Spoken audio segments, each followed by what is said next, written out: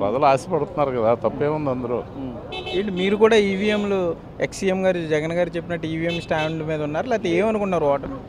ఈవీఎంఎల్స్ ఇది ట్యాంపరింగ్ అనేది శుద్ధ అబద్ధం, అటువంటిది ఏమీ లేదు. ప్రజలు 3 పార్టీలు కలిసిపోయి మేము ఆల్రెడీ మేము పోటీ చేసినప్పుడు మాకు ఎన్ని ఓట్లు వచ్చినాయో తెలుసు, తెలుగుదేశానికి ఎన్ని వచ్చినాయో తెలుసు, బీజేపీకి ఎన్ని వచ్చినాయో తెలుసు.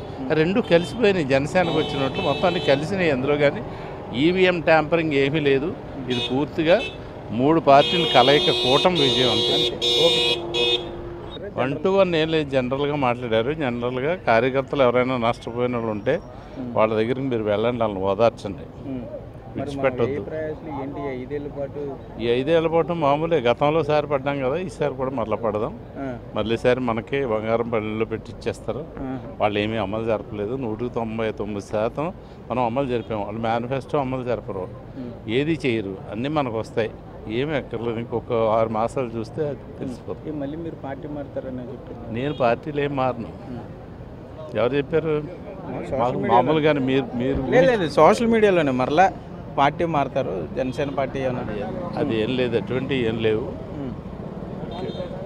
జగన్ గారు చెప్పడం మనం మోసపోయాం.